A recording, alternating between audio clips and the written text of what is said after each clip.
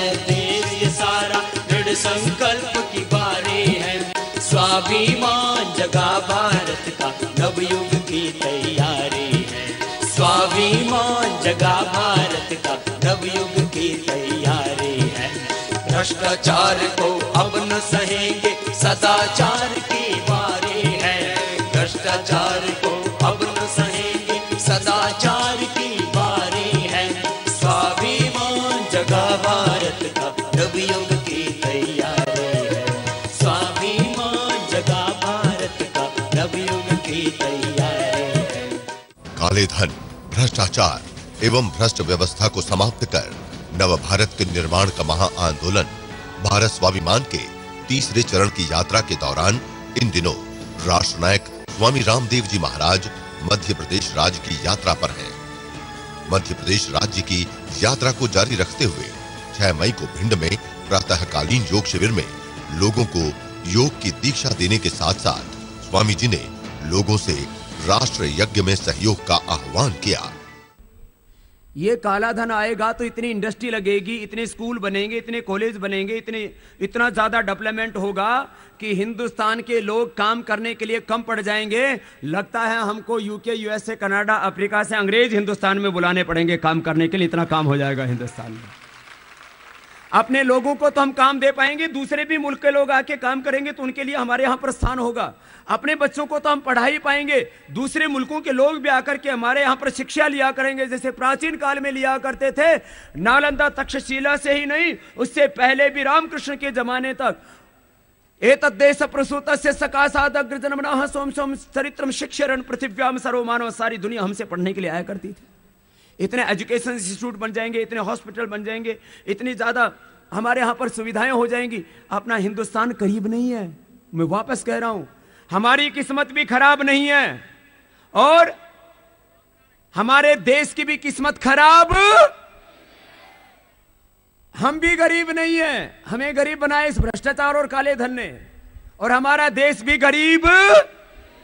ये आपको मैंने आंकड़ों के हिसाब से पूरा का पूरा साइंटिफिक स्टडी किया मैंने इसके ऊपर। हम जो बात करें वो संवैधानिक है, वो कानूनन है, वो न्याय संगत है, वो तर्क संगत है, वो व्यवहारिक है, वो लॉजिकली फिट है एकदम। हम जो बात कह रहे हैं वो हिंदुस्तान के भलाई की बात है, और जो हम मांग रहे हैं वो हमारा जन्मसिद्ध अधिकार है, वो हमारा फंडामेंटल, वो मौलिक अधिकार है, वो हमारा संवैधानिक अधिकार है, वो हमारा कॉन्स्टिट्यूशनल राइट है। हम भीख नहीं मांग रहे हैं। अब ये काला धन देना पड़ेगा, भ्रष्टाचार मिटाना पड़ेगा, भ्रष्ट व्यवस्थाएं खत्म करनी पड़ेगी। लूट, ओहो, खनन माफिया पूरे हिंदुस्तान को लूट रहे हैं।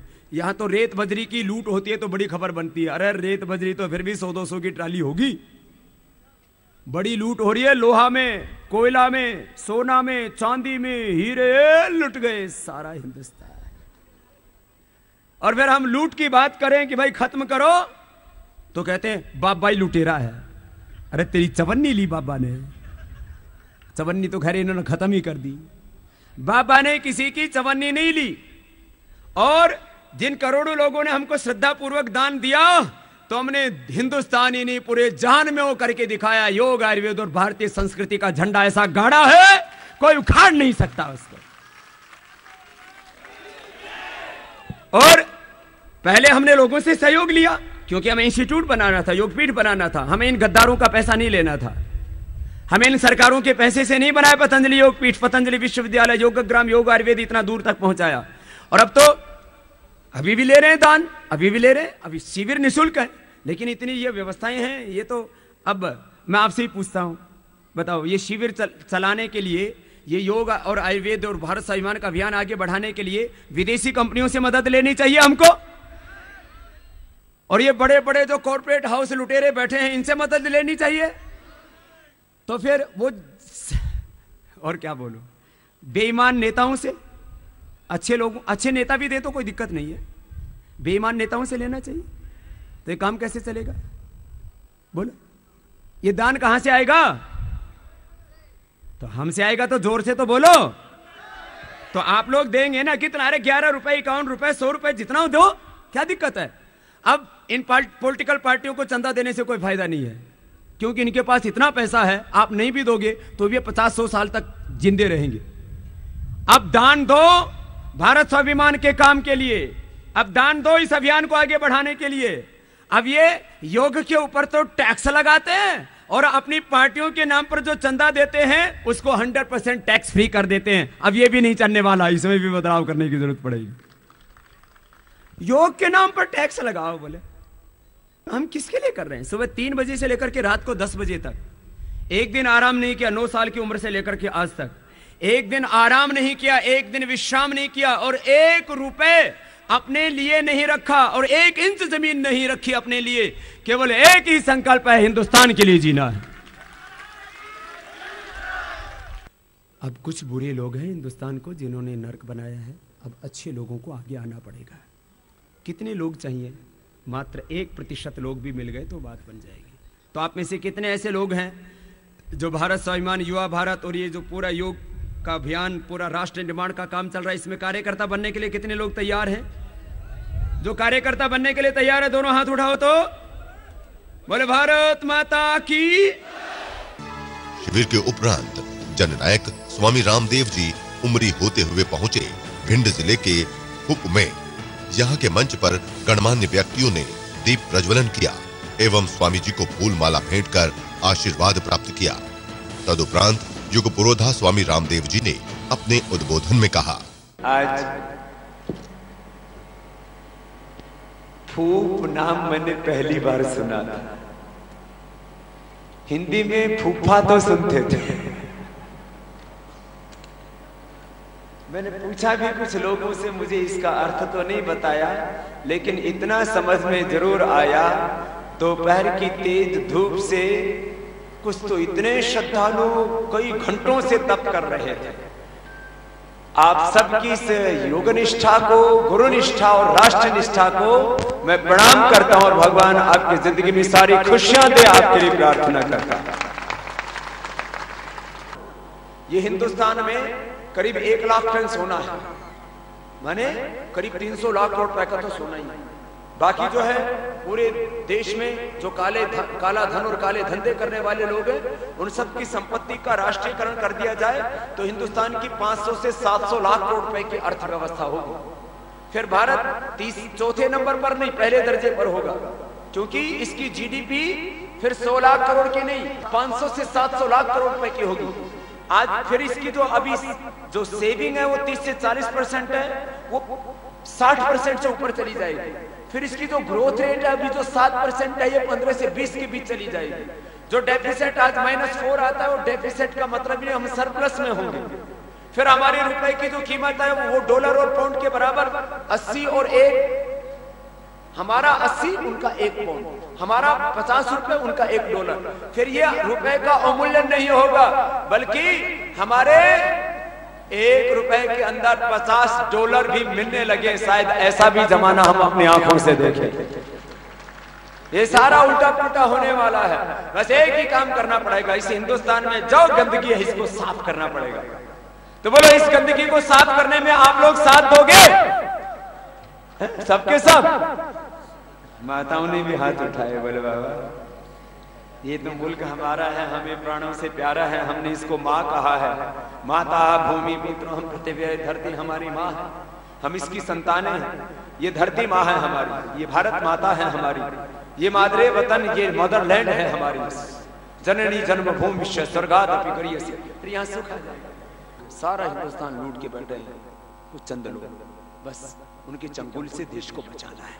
खैर, अब इस अभियान का नाम है भारत स्वाभिमान।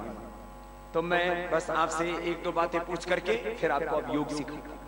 मैं आपसे भी पूछता हूं, ये हिंदुस्तान दुनिया का नंबर 1 कंट्री बनना चाहिए कि नहीं? अरे जोर से तो बोलो। बनना चाहिए। ये काला धन 400 लाख करोड़ में आना चाहिए कि नहीं? ये 20,000 लाख करोड़ रुपए की भू संपदाएं, इनकी लूट खत्म होनी चाहिए कि नहीं? होनी चाहिए। और ये भ्रष्ट व्यवस्थाएं भी ठीक होनी चाहिए कि नहीं? बस यही है भारत स्वाभिमान का काम। तो आप लोग इससे सहमत हो? तो आप लोग इस काम में साथ दोगे? और जो साथ नहीं देगा वो खुद भी डूबेगा, उसका कुलवंश भी डूबेगा और वो देश ने भी डूबेगा। साथ दोगे तो ठीक है, नहीं दोगे तो थारा ही नुकसान है। बाबा को कोई परवाह नहीं है, ना कोई आगे ना कोई पीछे। और जिसके आगे पीछे कुछ नहीं होता, उसके आगे पीछे पूरा हिंदुस्तान होता है, उसके आगे पीछे स्वयं भगवान होता है। यही हमारी परंपरा है। आप सब भाई बहन सुबह उठ करके योग करना, और योग करने के बाद 2 मिनट ऐसे कीर्तन कर लेना। हाँ, ऐसे 2 मिनट ऐसे ताली बजा करके कीर्तन कर लोगे ना, तो ही सारे रोग मिट जाएंगे। या प्रेशर हो जाता है, थायराइड का, पेट, आंख का, फेफड़े का, हार्ट का, शुगर का, किडनी का। कैसे? एक बार देखो मेरे साथ। तुम करो प्रभु से प्यार, अमृत बरसेगा। तुम करो प्रभु से प्यार, अमृत बरसेगा, नित बरसेगा, बरसेगा नित बरसेगा। तुम करो प्रभु से प्यार, अमृत बरसेगा।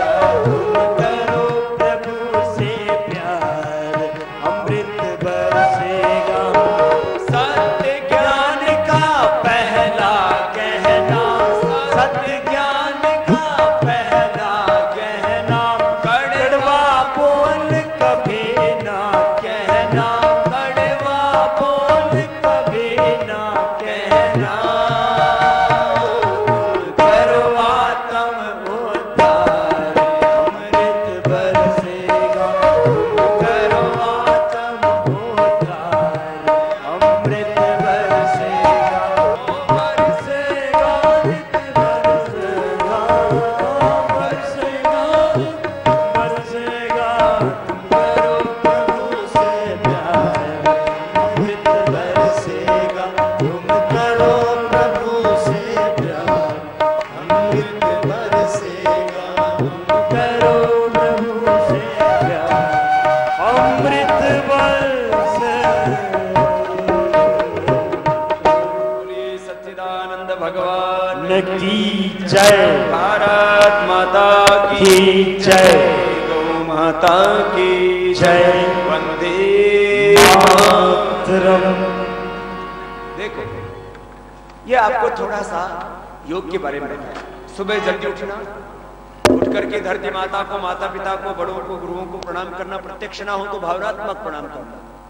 फिर थोड़ा सा पानी पीना, जितना जो पी पाए, आधा लीटर से लेकर के 1 लीटर तक सुबह खाली पेट पानी पी सकते हैं। दिन भर में गर्मियों में 4 लीटर, सर्दियों में 3 लीटर पानी सभी को लिक्विड लेना ही चाहिए। इससे ज्यादा होता तो किडनी को ज्यादा वर्क करना पड़ता है, उससे कम भी मिलता है तो शरीर में गर्मी और दूसरी बीमारियां हो जाती हैं। हर एक चीज की एक मात्रा है। कार्बोहाइड्रेट हमारे बॉडी के अंदर जो है वो sugar, glucose, calcium, protein, minerals, vitamin, पूरे दिन भर की कैलोरी, उनकी एक मात्रा है कि हमारे शरीर में जिस चीज की जितनी मात्रा चाहिए उतना वो जाना ही चाहिए। तो पानी 3 से 4 लीटर, खाने के तुरंत बाद में 1 घंटे बाद पानी पीना। सुबह उठ के पानी पियो, कब्जा दिया तो गर्म पानी पियो, थोड़ा आंवला एलोवेरा जूस मिला करके पी लो तो एकदम सेहत फर्स्ट क्लास रहेगी। तो सुबह उठ करके पानी पीना, फिर टॉयलेट जा करके प्राणायामों का अभ्यास करना, फिर ध्यान करना थोड़ी देर भगवान का जिसने जन्म दिया, जीवन दिया, फिर अपना सब काम करना। सुबह सुबह 1 घंटा योग, फिर दिन भर कर्म योग। जो अपना काम है फिर उसको अच्छे से कर पाएंगे आप। एक अच्छी माँ बनेंगे, एक अच्छे पिता बनेंगे, एक अच्छे नागरिक बनेंगे, एक अच्छे इंसान बनेंगे, और अच्छे इंसान बनेंगे तो अच्छा हिंदुस्तान बनेगा। अब जहाँ तक जड़ी बूटियों का सवाल है, बीमारियों के इलाज का सवाल है, किसी को जैसी जैसी बीमारी होती है उस तरह से, एक तो योगाभ्यास में प्राणायाम तो सबको करना ही है, मैंने कहा इससे तो पूरा सिस्टम अच्छा होता है बॉडी का। फिर जैसे किसी के फेफड़े खराब हैं तो दूध में हल्दी, शिलाजीत ले लिया, च्यवनप्राश ले लिया, हल्दी, मेथी, सौंठ का पाउडर करके खा लिया। जिनको जोड़ों में दर्द है, ग्वार पाठे का जूस पी लिया। जिनको बार बार सर्दी जुकाम बुखार होता है, गिलोय का जूस पी लेना, प्लेटलेट कम हो जाता है तो गिलोय का जूस पी लेना। बहुत सी बीमारियों का तो इलाज आपके जो है घर में ही हो सकता है। घरेलू उपचार हमारे यहाँ बोलते थे, होम रेमेडी उनको बोलते थे। पहले सबको इन बातों का पता होता था। जैसे ये गिलोय है, ये ग्वार पाठा है, हम लोग इसको अभी तक समझते नहीं थी इसकी कीमत। अब सारी दुनिया में ग्वार पाठा, अंग्रेजी में इसको एलोवेरा बोलते हैं। एलोवेरा की क्रीम, एलोवेरा का जेल, फिर एलोवेरा का साबुन, एलोवेरा का शैम्पू, एलोवेरा की सब चीजें बन, एलोवेरा की सॉक्स, एलोवेरा के, अब इसको कपड़ों में भी जो है प्रयोग करने लग गए। सब चीजों में एलोवेरा एलोवेरा एलोवेरा, इसके इतने गुण हैं और अपन इसको ऐसे बेकार का पौधा मान के घर में पड़ा रहते हैं। इसकी कीमत समझो, अपनी कीमत समझो, अपने देश की कीमत समझो, अपने देश में जो जड़ी बूटियां दी है भगवान ने उनकी कीमत समझो, तो कभी जिंदगी में रोगी दुखी दरिद्र हम रह ही नहीं सकते।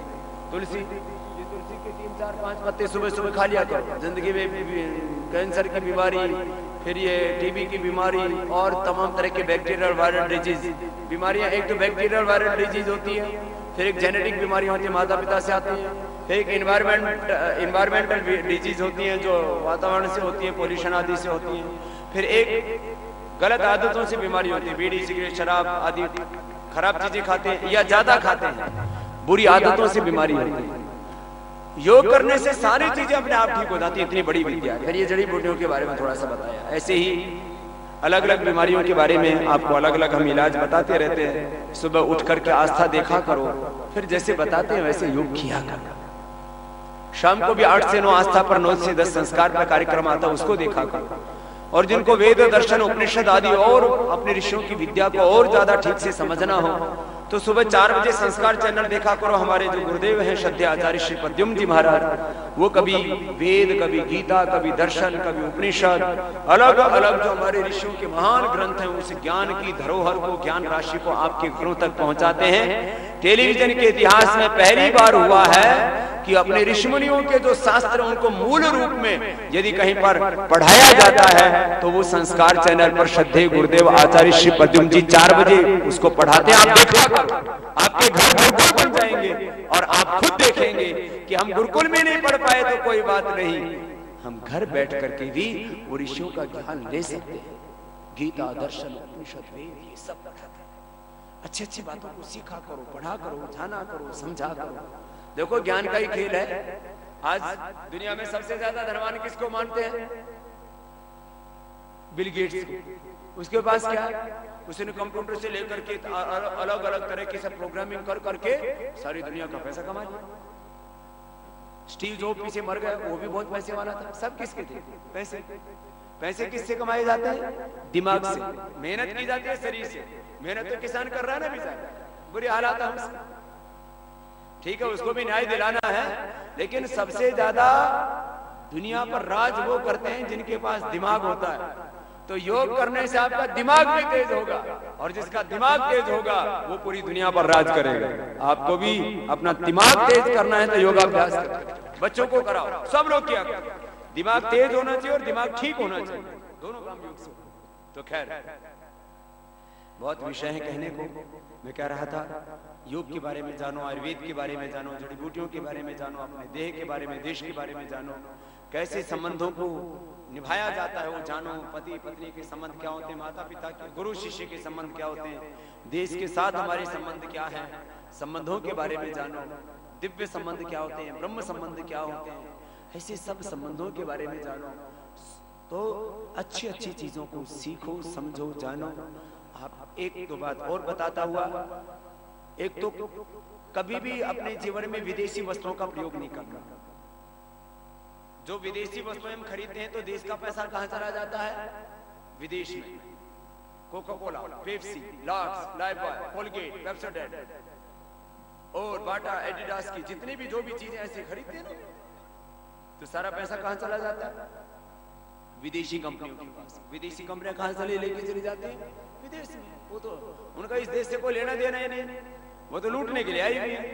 पहले हथियारों की लड़ाई होती थी, आज पैसे की लड़ाई है। आर्थिक युद्ध पूरी दुनिया में चल रहा है, इकोनॉमिक वार बोलते हैं इसको अंग्रेजी में। पूरी दुनिया में आर्थिक युद्ध चल रहा है। यदि अपने देश को हमने नहीं बचाया तो और गरीब हो जाएंगे और खराब हाल होते जाएंगे। आज हम कम से कम 2 रोटी तो खा रहे हैं, आगे ये भी नसीब नहीं होंगे अपनी पीढ़ियों को।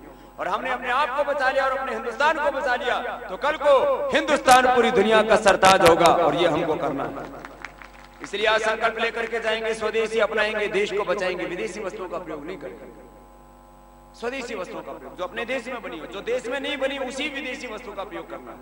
जो देश में बनती ही ना हो, ऐसी विदेशी वस्तुओं का प्रयोग कर लो, कोई बात नहीं। लेकिन ये साबुन, ये शैम्पू, ये टूथपेस्ट, ये क्रीम, ये पाउडर, ये मोबाइल, ये घड़ी, ये गाड़ी, ये सब अपने हिंदुस्तान में बनती हैं। और हिंदुस्तान की ये एक पूरी अर्थव्यवस्था के बारे में लोगों को समझ ही नहीं है। मैं खूब समझा रहा हूँ, आजकल योग शास्त्र के साथ अर्थशास्त्र की भी ट्रेनिंग दे रहा हूँ, समझ भी रहे हैं। और पतंजलि के भी प्रोडक्ट आपको उपलब्ध कराता हूँ जो दूसरी कंपनियों से 500 गुना सस्ते, 500 गुना। दवाइयाँ यहाँ फूक में भी अपना केंद्र है, यहाँ है नहीं अभी, तो फूक में भी एक आरोग्य केंद्र की स्थापना, चिकित्सालय की स्थापना कर देंगे, जिससे कि यहाँ सब आश्रम की औषधियां आप लोगों को यही मिल जाए। नहीं तो भिंड लेने के लिए जाना पड़ता, तो यहीं पर आश्रम की सब औषधियां, च्यवनप्राश और तमाम चीजें जो नित्य प्रयोग करते हैं हम। टूथपेस्ट, दंतकांति से बढ़िया कुछ है ही नहीं। आप लोगों ने प्रयोग किया है किसी ने दंतकांति का? कुछ लोग दूर से तो ले आते हैं, नहीं तो यहाँ बोले बाबा जी टूथपेस्ट लेने जाते हैं तो उतना तो किराया बड़ा खर्च हो जाता है, जितना आप सस्ता बताते हो, तो उसको यहीं उपलब्ध हो जाएगा सब, है ना। अब सब वस्तुएं जो कम से कम डेली यूज की वस्तुएं हैं, जो नित्य प्रयोग की वस्तुएं, वहाँ सभी को उपलब्ध सब जगह होंगी। लेकिन आरोग्य केंद्रों का, जिसमें पतंजलि के सारे उत्पाद मिले सबको, सब स्वदेशी वस्तुएं, शुद्ध वस्तुएं, सस्ती वस्तुएं, प्रामाणिक चीजें मिले। नहीं तो ये खराब चीजें खा खा करके शरीर में थोड़ा थोड़ा कचरा इकट्ठा होता रहता है, वो कचरा बाद में खतरा बन जाता है, बीमारियां बन करके बाहर निकलता है, बहुत खराब हालत हो जाती है। तो आपको ये कुछ बातें बताई, आपने ध्यान से सुना, सबके भीतर अपार आस्था, श्रद्धा, भक्ति है। आप लोग निरंतर भारत स्वाभिमान के सदस्य बनके, युवा भारत के सदस्य बनके इस काम को आगे बढ़ाने के लिए एक बड़ी भूमिका निभाना, क्योंकि छोटे छोटे कार्यकर्ताओं को मिलकर के ही, साधारण लोगों को मिलकर के ही ये असाधारण काम करना है, अपना जीवन भी बनाना है और अपने हाथों से एक नया राष्ट्र भी बनाना है। सब कार्यकर्ताओं को फिर से बहुत बहुत शुभकामनाएं। हमारे मीडिया के भाइयों को, पुलिस प्रशासन के भाइयों को भी बहुत बहुत शुभकामनाएं। उपवासियों को भारत स्वाभिमान से जोड़ने के पश्चात स्वामी जी चल दिए अगले पड़ाव की ओर।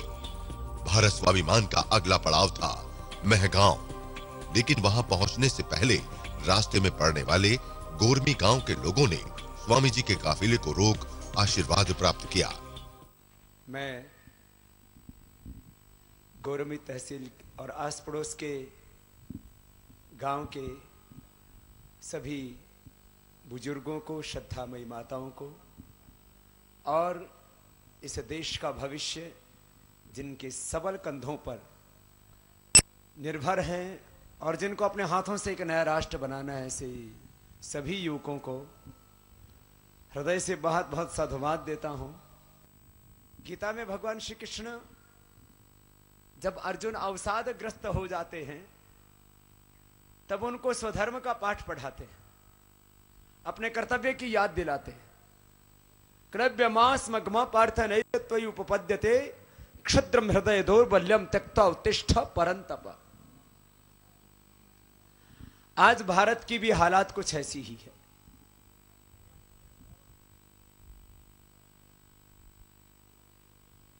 कितना महान देश ये भारतवर्ष, जहां पैदा हुए भगवान मर्यादा पुरुषोत्तम श्याम योगेश्वर भगवान श्री कृष्ण ने इस धरती को अपने पावन स्पर्श से कृतार्थ किया। भगवान शिव से लेकर के भगवान बुद्ध, भगवान महावीर, गौतम, कपिल, महर्षि पाणिनि, पतंजलि, महर्षि अत्रि, भरद्वाज, भृगु आदि एक ऋषियों की बहुत लंबी श्रृंखला हमारे सामने। ऋषि ऋषिकाओं, वीर वीरांगनाओं का ये महान भारतवर्ष, और जिसने अतीत में पूरे विश्व का नेतृत्व किया हर दृष्टि से, आज उस भारतवर्ष को क्या हो गया। इतना महान देश आज फिर से गरीबी में, भूख में, अभाव में, बेबसी में, लाचारी में जी रहा है। अंग्रेज चले गए 64 साल पहले, अंग्रेजी अब तक खून पी रही है।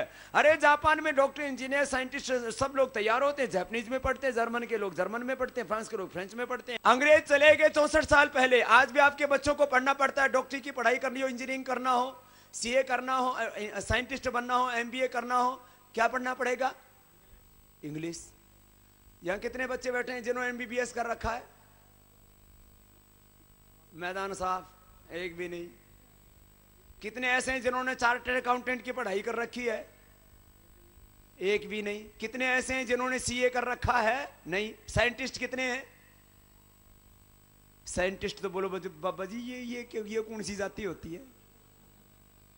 साइंटिस्ट वो होते हैं जो बड़े बड़े सारे रिसर्च करते हैं, अग्नि मिसाइल से लेकर के और ये तमाम अंतरिक्ष यान से लेकर के सब चीजों को बनाते हैं। और इंजीनियर कितने हैं? इंजीनियर भी नहीं। 2-4 होंगे, वो आए नहीं होंगे आज, वो अपनी कहीं नौकरी ढूंढने में लगे होंगे, लेकिन नौकरी भी नहीं मिलती। और जो पढ़ लिख लिए थोड़े बहुत, जो बीए एमए कर भी लिया, तो बेरोजगारों की तो लाइन लगी होगी। मैं आज सबको रोजगार दिलाने आया हूं। हाँ, बोले बाबा यो काम कर दे फिर तो हमारा घर परिवार सुखी हो जाएगा। यहां बैठे हुए मैक्सिमम युवक, अब एक गांव में 10, 20, 50, 100 को मिल जाएगी सरकारी नौकरी, बाकी गांव के बालक तो ही घूमते रहते हैं बेचारे। ठीक है, ये 400 लाख करोड़ रुपए वापस मिलेगा, भू संपदाओं की लूट खत्म हो जाएगी, भ्रष्टाचार खत्म होगा और ये भ्रष्ट व्यवस्था ठीक हो जाएगी, तो हिंदुस्तान में एक भी व्यक्ति बेरोजगार नहीं रहेगा। इतना पैसा, इतना धन, इतनी संपत्ति यहां पर है। बल्कि दूसरे मुल्कों के लोगों को भी रोजगार दे देंगे, दूसरे मुल्क के लोगों को भी पढ़ा देंगे। रिजर्वेशन की भी जरूरत नहीं पड़ेगी नौकरियों में और पढ़ाई में। इतनी ज्यादा संपत्ति, इतनी ज्यादा शक्ति अपने देश में है। तो अब ये हिंदुस्तान में सब कुछ बदलना पड़ेगा, इतनी ताकत अपने मुल्क में है। तो आज जरा मुस्कुराओ, अब ये बुरे दिन जाने वाले हैं, अच्छे दिन आने वाले हैं, अच्छा मुल्क बनेगा, हम सब मिलकर के बनाएंगे। तो आप सब लोग इस परिवर्तन के लिए तैयार हैं? तैयार हैं? तो चलो हाथ उठा करके मुट्ठी बांध के मेरे साथ बोलेंगे, भारत माता की वंदे वंदे इंकलाब इंकलाब हिंदुस्तान।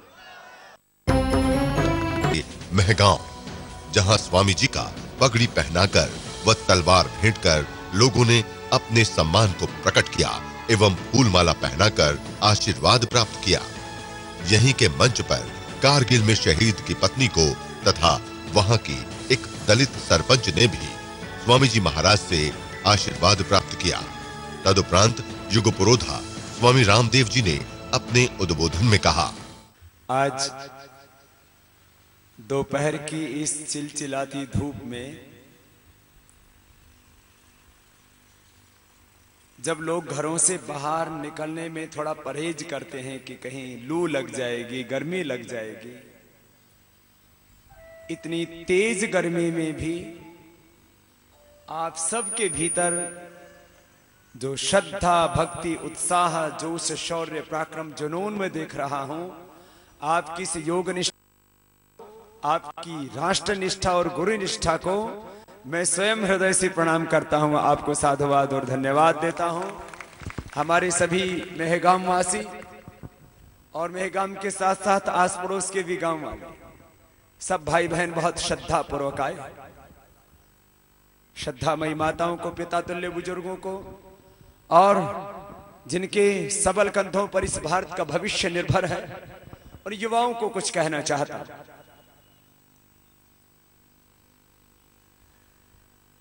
मैंने 99% हिंदुस्तानियों के मुख से एक बात सुनी है, बाबा जी हमारी तो किस्मत ही खराब है। और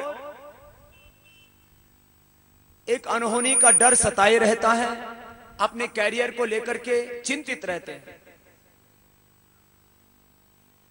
फिर कोई ये बाबा, कोई वो बाबा, बाबाओं के चक्कर में पड़ते हैं। जो अच्छे गुरु हैं, जो समर्थ गुरु हैं और जो उस भारत की गुरु परंपरा के वास्तव में उत्तराधिकारी हैं, उसके संरक्षक हैं, वो भारतीय संस्कृति के जो ध्वजवाहक है, ऐसे जो बाबा हैं, गुरु हैं, सन्यासी हैं, उन सबका हम सम्मान करते हैं। लेकिन ऐसे गुरुओं के चक्कर में हम पड़ जाते हैं जो हमें और गहरे अंधकार की ओर लेकर के जाते हैं। क्योंकि हम अपने भविष्य को लेकर के बहुत आतंकित हैं, चिंतित हैं, परेशान हैं, हताश हैं, निराश हैं। हमको ऐसा लगता है यहां जाएंगे तो कुछ बात बन जाएगी। फिर कोई कहता है मेरे ऊपर शनि चढ़ा हुआ है, कोई कहता है मेरे ऊपर राहु चढ़ा हुआ है, कोई कहता है केतु चढ़ा हुआ है। ये चीन के ऊपर कुछ नहीं चढ़ा हुआ शनि केतु राहु, ये जापान पर शनि केतु राहु नहीं चढ़ता, ये अमेरिका के ऊपर कोई भूत प्रेत पिशाच नहीं चढ़ते। ये शैतानी शक्तियों के प्रभाव से मुक्त कर देंगे। फला भगवान आ रहे हैं, फला भगवान आ रहे हैं, फला बाबा आ रहे हैं। ये शनो केतु राहु, ये कोई शैतानी शक्ति, ये कोई भूत प्रेत पिशाच हमारा बिगाड़ने वाले नहीं है। भूत प्रेत और पिशाच तो वो हैं जिन्होंने इस हिंदुस्तान का नर्क बनाया है। वो सुधर जाएंगे तो पूरे हिंदुस्तान की ग्रह दशा उतर जाएगी। आपका भी कैरियर अच्छा बन जाएगा, अपना कंट्री अच्छा बन जाएगा, आपको भी रोजगार मिल जाएगा। इस हिंदुस्तान में कोई गरीब बेबस लाचार नहीं रहेगा। ये जो 400 लाख रुपए जिसकी मैं बात करता हूं, काले धन के रूप में देश के भीतर और बाहर जमा है, यही इतना पैसा है। ये पैसा वापस आएगा जिस दिन, तो ये 400 लाख रुपए जब बराबर डिस्ट्रीब्यूट होगा, वितरण होगा राष्ट्र के विकास के लिए, तो एक जिले के हिस्से में करीब 50,000 करोड़ रुपए आएंगे। कितने? अरे जोर से तो बोलो। ये तुम्हारा ही पैसा है, ये कुछ बुरे लोगों ने, बेईमान लोगों ने लूटा है। कितना है? 50,000 करोड़ एक जिले के हिस्से में, एक गांव के हिस्से में 100 करोड़। अब गांव में 100 करोड़ रुपए मिल जाए तो गांव गरीब रहेगा? एक गांव में बढ़िया स्कूल बनाओ तो कितने पैसे लगते हैं? 50 लाख समझ लो, 1 करोड़ रुपए समझ लो। और कोई बढ़िया अच्छा सा कॉलेज बनाना हो तो 2-3 करोड़ रुपए समझ लो। बढ़िया यूनिवर्सिटी बनानी है तो 10-20 करोड़ रुपए हो गए। गांव की सड़कें पक्की करनी है तो 2-3 करोड़ रुपए बहुत हो गए। सब खेतों में ट्यूबवेल लगवाना है तो भी हो जाएगा 2-4-5 करोड़ में। फिर भी ये 20-25 करोड़ रुपए ही खर्च होंगे, बाकी का क्या करोगे? बोले बाबा एक बार दिलवा दे, बाकी तो हम ठीक देंगे। ये छोटी बात नहीं है। तुम्हारे कोई 4 लाख रुपए भी ले जाए छीन करके, लूट करके, तो तुम उसको छोड़ोगे? बोले बाबा चंबल वाले हैं, 4 लाख में तो 4 गोली चला देंगे। तुम्हारे 4 लाख रुपए कोई लूट करके लेकर के जाए तो तुम बोले बाबा छोड़ेंगे नहीं। अरे हिंदुस्तान की जो दौलत लूटी है 400 लाख करोड़ रुपए, ये तुम्हारे ही है और ये तुम्हें ही मिलने वाले हैं। और ये लेना हमारा संवैधानिक अधिकार है, ये हमारा मौलिक अधिकार है, ये हमारा जन्मसिद्ध अधिकार है। जिन बुरे लोगों ने पैसे लूटे उनको इसके ऊपर अधिकार ही नहीं। और ये लूट गए सो तो लूट गए, आगे और लूटने की तैयारी कर रहे हैं। या मध्य प्रदेश वाले तो रेत माफियाओं से ही परेशान है। ये बजरी निकाल ली, ये पत्थर निकाल लिए, ये तो छोटे मोटे खनन है, मैं इसका समर्थक नहीं हूं। लेकिन ये रेत बजरी के ही खनन माफिया यहां पर आप करोड़ोंपति और अरबोंपति हो गए। अरे रेत बजरी वाले माफियाओं को तो वो माफ करते हैं जो कोयला, जो सोना, जो लोहा, जो चांदी, जो एल्युमिनियम, जो गैस, जो पेट्रोल और हीरो तक की खदानों को लूट रहे हैं। ये करीब 20,000 लाख करोड़ की संपदा है। ये बच गई तो हिंदुस्तान का कोई व्यक्ति गरीब नहीं रहेगा, बल्कि एक एक परिवार कम से कम उसका 10-10 करोड़ रुपए पर स्वामित्व होगा। इतना धन संपदा वैभव इस रत्न गर्भा हिरण्य गर्भा धरती मां के कोख में भरा हुआ। तो ये बहुत बड़ा मुद्दा है। बाबा जी हमारी तो किस्मत ही खराब है, बाबा जी अपना तो देश ही खराब है। अरे तुम्हारी किस्मत खराब नहीं है, तुम्हारी किस्मत खराब होती तो भगवान तुम्हें इंसान का जन्म नहीं देता, कीड़ा मकोड़ा, गधा घोड़ा, कोई कुत्ता बिल्ली बना देता। हमारी किस्मत अच्छी है इसलिए क्या बनाया भगवान ने हमको? इंसान। किस्मत अच्छी है इसलिए क्या बनाया भगवान ने हमको? बोलो जोर से। इंसान। चाहिए स्त्री बनाया, पुरुष बनाया। माताएं पुरुष से भी महान होती है। पुरुष किसकी कोख से पैदा होता है? मां की कोख से पैदा होता है। इसलिए स्त्री और पुरुष में दोनों में महान कौन है? हम तो 2nd ग्रेड के हैं, 1st ग्रेड के तो माताएं हैं। एक बार इनका अभिनंदन है। ये हमेशा अपने आप को छोटा ही मानती है कि पुरुष ज्यादा बड़े होते हैं, तुम ज्यादा बड़ी हो, तुमने ही सब मां पैदा किए। भगवान राम और कृष्ण, प्रोफेट मोहम्मद साहब, ईसा मसीह से लेकर के जितने भी ऋषि ऋषिकाएं महापुरुष हुए, वीर वीरांगनाएं, वे सब माताओं ने पैदा की। इसलिए पुरुषों से भी ये माताएं महान हैं, इसलिए इनका सदा सम्मान करना अपने घर में, कभी अपमान नहीं होना चाहिए किसी में मां बहन बेटी का। तो अपने आप को हीन मत समझो कि मैं स्त्री हूं, अपने आप को हीन मत समझो मैं इंसान हूं, मैं, और अपने आप को हीन मत समझो मैं हिंदुस्तानी हूं, बल्कि गौरव करो हम इंसान हैं, हमारा बहुत बड़ा सौभाग्य है। और इंसान भी हिंदुस्तानी है, इंसान के रूप में भी हिंदुस्तान में भगवान ने पैदा किया, यह कितना बड़ा सौभाग्य है। पाकिस्तान और अफगानिस्तान में पैदा कर देते तो कब कोई बम पटाखे आके फोड़ देगा पता ही नहीं लगता। और अफ्रीका के तो देखें, या अपने सोमालिया आदि देशों के देखें, अपने यहाँ भी गरीबी है, लेकिन वहां तो गरीबी की इंतहा है।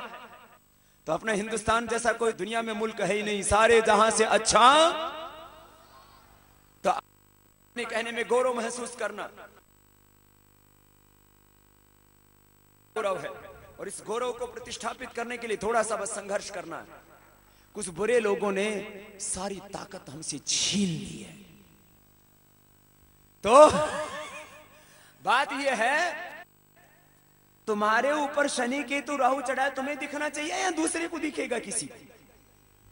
तो मेरे सिर पर क्या चढ़ा है मुझे दिखना चाहिए। देखो मेरे सिर पर ये माला चढ़ी हुई है, मुझे पता है, ये देखो ये उतार दी हमने। मेरे सिर पर क्या चढ़ा है मुझे पता होना चाहिए, मैं उसको उतार दूंगा।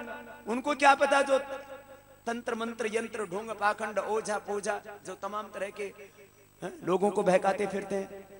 तो अपने सिर पर क्या चढ़ाया है इसको दूसरे को नहीं पता।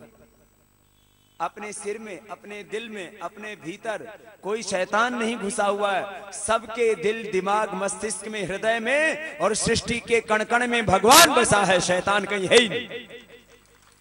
जब सृष्टि के कण कण में भगवान है तो शैतान कहां से आ गया? तब ये भूत प्रेत कहां से आ गए? तब ये शनि केतु राहु कहां से आ गए? बेवजह के इन अंधकारों में फंसे हुए हैं। और मध्य प्रदेश में भी अंधकार तो खूब है, यहां भी ओझा पोझाओं का जोरदार मामला चलता रहता है।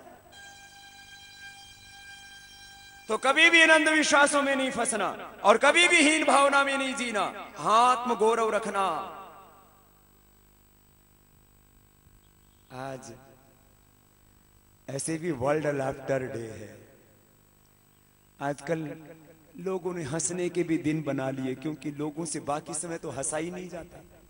महंगाई इतनी ज्यादा है, गरीबी इतनी ज्यादा है, अशिक्षा इतनी ज्यादा है, बेरोजगारी इतनी ज्यादा है, अन्याय इतना ज्यादा है, शोषण इतना ज्यादा है, लूट इतनी ज्यादा हो रही है, पाप की इंतहा हो रही है, हंसा नहीं जाता। बाबा खुश कैसे रहें? गरीबी इतनी हो गई, महंगाई इतनी हो गई, बाबा जी पड़ोसियों से झगड़े हो गए, न्याय नहीं मिलता, इतने दिन कोर्ट जाते जाते चप्पल घिस गई, गड़बड़ हो रखा है। तो ये हिंदुस्तान भी अब सुधरने वाला है, चिंता मत करो। अपना हिंदुस्तान कमजोर मुल्क नहीं है, इसको कमजोर बनाया कुछ शैतानी ताकतों ने। और मैंने कहा वो शैतानी ताकतें आसमान पर नहीं, वो जमीन पर रहती है। और जमीन पर भी उन जगहों पर रहती है, उन जगहों पर रहती है शैतानी ताकतें जहां पर अच्छे लोगों को होना चाहिए। अब बताओ, महात्मा गांधी जी भी तो एक नेता ही थे ना, जिन्होंने इस देश का नेतृत्व किया, अंग्रेजों को भगाने में बड़ी भूमिका निभाई। तो महात्मा गांधी जैसे नेता होने चाहिए या जो कुछ ऐसे ही जो आजकल के नेता हो गए? जिंदगी में कभी किसी बात का गम नहीं हुआ, और साधु बन के किसका गम। लेकिन एक तरफ मैं जब अपने गौरवशाली अतीत को देखता हूं, वो मेरा स्वर्णिम भारत, वो सोने की चिड़िया कहलाने वाला भारत, वो विश्व गुरु भारत, पूरी दुनिया को शिक्षा देने वाला भारत, दुनिया को सबसे पहली चिकित्सा व्यवस्था, पूरी दुनिया को सबसे पहला एजुकेशन सिस्टम, पूरी दुनिया को हेल्थ सिस्टम, पूरी दुनिया को कानून व्यवस्था, लॉ एंड ऑर्डर हमने सिखाया, पूरी दुनिया को राज्य व्यवस्था, पॉलिटिकल सिस्टम हमने, फैमिली सिस्टम हमने दिया। जिस भारत ने सब कुछ दिया, 1,96,98,53,113 वर्षों से जिस भारत ने पूरे विश्व का आध्यात्मिक नेतृत्व किया, जिस भारत की भूमि पर भगवान रामकृष्ण, भगवान बुद्ध, भगवान महावीर, जिस भारत की भूमि पर गौतम काल जब महर्षि पाणिनि, पतंजलि जैसे न जाने कितने महान ऋषि हुए।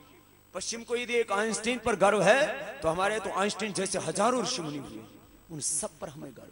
एक तरफ हमारा इतना गौरवशाली अतीत और दूसरी तरफ जब मैं वर्तमान में भारत में भूख, बेबसी, लाचारी ये सब देखता हूं तो मैं कह रहा था सन्यासी होने के पहले तक भी मुझे जब तक पूरे भारत का मैंने भ्रमण नहीं किया था तब तक वो व्याकुलता नहीं थी। अब मन व्याकुल है, अब मन उद्विग्न सा रहता है, अब मन उग्र तो नहीं लेकिन व्यग्र जरूर रहता है।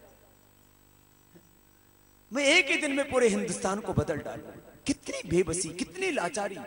80 करोड़ से ज्यादा लोगों को तो 20 रुपए से भी कम में अपनी जिंदगी को बसर करना पड़ता है। 2.5 लाख से ज्यादा किसानों ने तो पिछले करीब 10 सालों में आत्महत्या कर ली।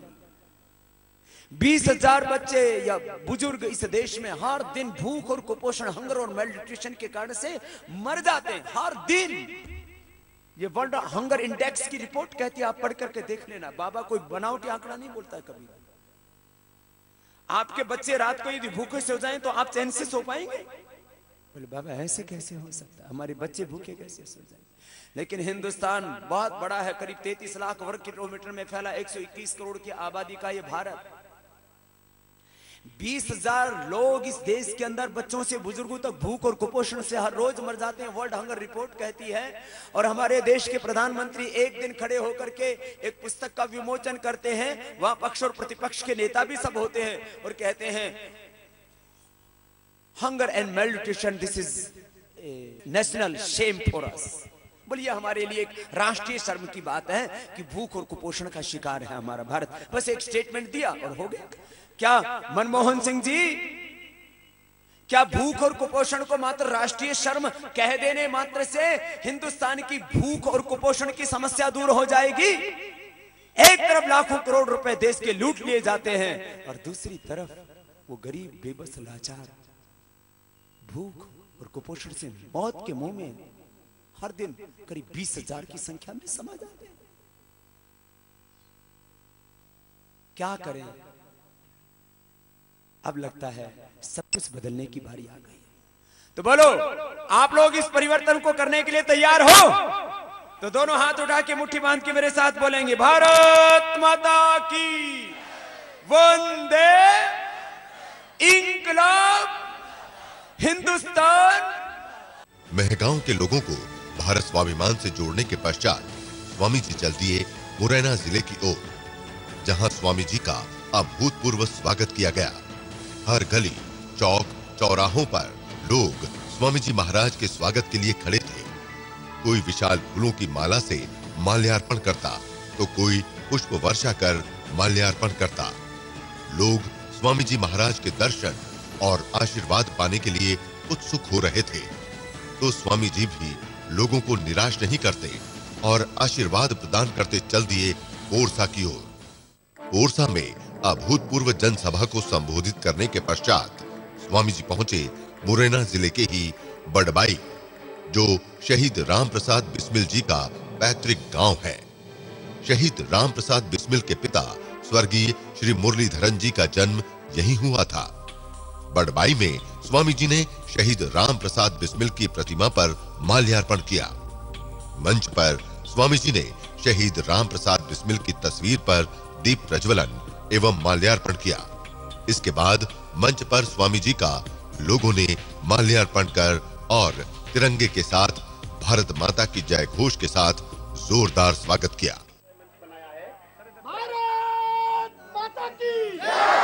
भारत माता की जय! वंदे मातरम! वंदे मातरम! वंदे मातरम! तदुपरांत राष्ट्रनायक स्वामी रामदेव जी ने अपने उद्बोधन में कहा, मैं जब 5-7 साल का था तब मैंने पंडित राम प्रसाद बिस्मिल का पहला फोटो देखा। फिर चंद्रशेखर आजाद, फिर भगत सिंह, सुखदेव, राजगुरु और तमाम हमारी जो वो क्रांतिकारी जिन्होंने अपना पूरा जीवन देश के लिए अर्पित कर दिया, उनको देखता था और ये सोचता था कि इन्होंने अपने जीवन में कोई सुख नहीं भोगा, दुनिया का कोई ऐशो आराम उससे मुक्त रहकर के केवल एक सोचा कि मेरे देश कैसे आजाद होगा। अपने घर की भी नहीं सोची, अपने परिवार की भी नहीं सोची। सरफरोशी की तमन्ना अब हमारे दिल में है, देखना है जोर कितना बाजरे का दिल में है। वक्त आने पर बता देगी तुझे वासना, हम अभी से क्या बताए क्या हमारे दिल में है। पंडित राम प्रसाद बिस्मिल का जो व्यक्तित्व था वो बहुत ही ऊंचा था, वो बहुत ऊंचे विद्वान थे, वो बहुत अच्छे लेखक थे, बहुत अच्छे कवि थे। और सबसे ऊंची बात ये थी कि वो किसी भी तरह के ढोंग, आडंबर, पाखंड और अंधविश्वास से मुक्त और महर्षि दयानंद के विचारों में पूरी तरह से रचे ढले थे। हवन रोज करना, प्राणायाम रोज करना, दंड बैठक रोज लगाना, व्यायाम करना, ये उनका स्वभाव था। जिन शहीदों ने अपनी शहादत देकर के हमें आजादी दिलाई, आज हम कहाँ खड़े हैं ये सोचने का वक्त है। मैं इस पुण्य धरा को प्रणाम करता हूँ और मैं देख रहा था गांव में अभी जो पूरे हिंदुस्तान के गांव में रहती है, जो गांव यदि किसी राज्य सत्ता से जुड़े हुए व्यक्ति का होता तो यहाँ पर कुछ अलग ही आपको देखने को मिलता। क्रांतिकारियों के गांव को पुरस्कार मिला कि उनकी खुद की जन्मभूमि हो, उनकी माता पिता की जन्मभूमि हो, हिंदुस्तान के आजादी के 65 वर्ष बीतने के बाद भी एक भी शहीद की शहादत को वो सम्मान नहीं मिला जिसके वो हकदार थे। कारण यही रहा कि हिंदुस्तान की सत्ता कभी भी शौर्य को, पराक्रम को पसंद नहीं करती। उनको तो कायर, कमजोर और बुजुर्ग लोग चाहिए जो उनकी जी हजूरी करते। तो बहुत प्रश्न है हमारे सामने, गांव में जो 7 जगह प्रश्न है वो हुआ करती है, लेकिन इन सब बच्चों को देख करके मुझे अपने बचपन की याद आ रही है। हम अपने बचपन में ऐसे घूमा करते, बल्कि इन्होंने तो बनियान बनियान पहन के रखे, हम तो ऐसे बिना बनियान के कच्चे में घूमा करते थे। और इस कच्चे बनियान में फिर हम बाहर निकल गए। आपको मैं एक ही बात कहना चाहता हूँ, हमारा इस हिंदुस्तान की मिट्टी में जन्म हुआ है, यही हमारा बहुत बड़ा सौभाग्य है। चाहे चारों ओर घनघोर अंधेरा हो, हमें इस सारे अंधेरों को समाप्त करके हिंदुस्तान को उसी स्थान पर पहुंचाना है जिसका ये हकदार है। जो सपना देखा था पंडित राम प्रसाद बिस्मिल ने, जो सपना देखा था राजगुरु सुखदेव, भगत सिंह, चंद्रशेखर आजाद ने, 7 लाख से ज्यादा वीरों ने कुर्बानी देकर के हमको आजादी दिलाई। आज भी हमारी हालत बहुत खराब है। जब मैं माल्यार्पण करके उधर से लौट रहा था तब रास्ते में 2-3 गांव के व्यक्ति मुझे दिखाई दिए। मैंने देखा एक तरफ तो लाखों, अरबों, करोड़ों, खरबों लूट रहे हैं, और दूसरी तरफ गांव के आम आदमी को आज भी सामाजिक न्याय नहीं मिला। तो यही बस काम करना है। ये जो 400 लाख रुपए लूट लिए ये वापस लाने हैं, और करीब 20,000 लाख रुपए की घूस संपदा उनकी लूट को बचाना है। इस पूरी भ्रष्ट व्यवस्था को खत्म करना है और भारत को विश्व की सबसे बड़ी आर्थिक और आध्यात्मिक महाशक्ति बनाना है। बस ये संकल्प है। और उनकी इस पितृभूमि पर इसी संकल्प को दोहराता हुआ कि ये जो यात्रा चल रही है ये अपने मकसद तक पहुंचेगी। शहीदों की शहादत को प्रणाम करता हुआ, उनकी बलिदान को नमन करता हुआ, और आप सब जो यहाँ पर महान आत्माएं हैं जिन्होंने उनकी कुर्बानी को, उनकी शहादत को, उनकी निशानियों को और उनके सपनों को यहाँ पर जिंदा रखा है, आप सबको मैं सलाम करता हूँ। और बस एक ही बात कह के जा रहा हूँ। अब बहुत प्रश्न है। 2012 एक बहुत परिवर्तन का वर्ष है ये। 2013 तक पहुंचते पहुंचते सारे खास के देह भी हो जाएंगे और भारत के पुण्यों का उदय होगा।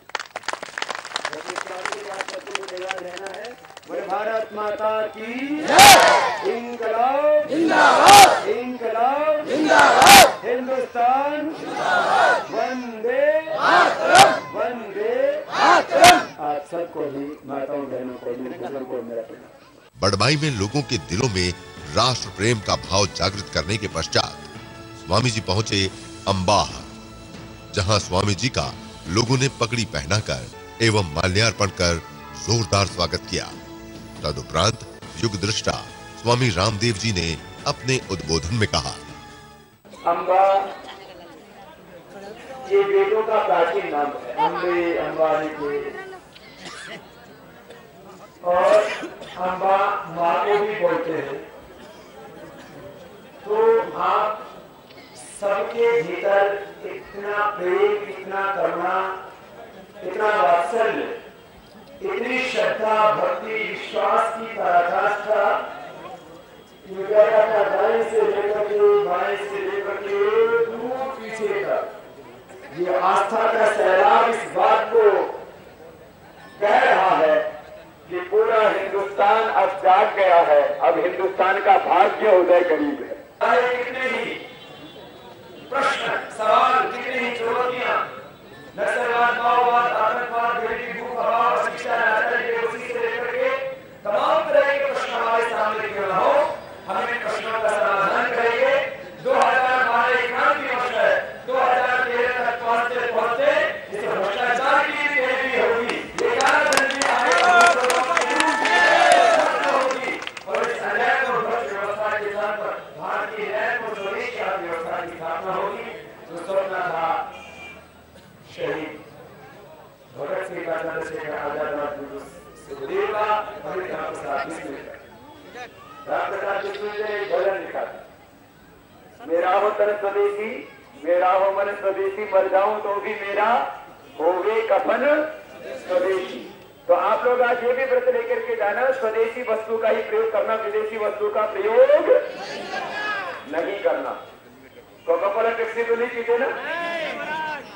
हमने जब कोका कोला पेप्सी और तमाम कोल्ड ड्रिंक्स को बाहर से घटा और पूरे लोगों ने किया बंद कर दिया, तो नया आइट बनाया, और वो नया आइट हम सबके यहाँ से चलाया। क्या तूफानी करते हैं, कुछ तूफानी करते हैं। अरे कोका कोला पेप्सी होने से कोई तूफान नहीं आएगा, हम सब पीने से तूफान नहीं आएगा। अब तो हिंदुस्तान के गली गली और गाँव गाँव में तूफान मचाना है और हिंदुस्तान का कोई और लुटाना है। वो कोका कोला पेप्सी भाषा से नहीं, उसका विमान से जाती होगा। ठीक है, तो स्वदेशी का प्रयोग करना बोलिए और ये लक्ष्यदायक हुआ है आपके लगा करके बोले होने की जो सपने देख रहे हैं सब खत्म करो। स्वदेशी अपनाएंगे, देश को बचाएंगे। बस इसी संकल्प के साथ स्वर गाता हुआ प्रस्थान करता हूँ। मेरा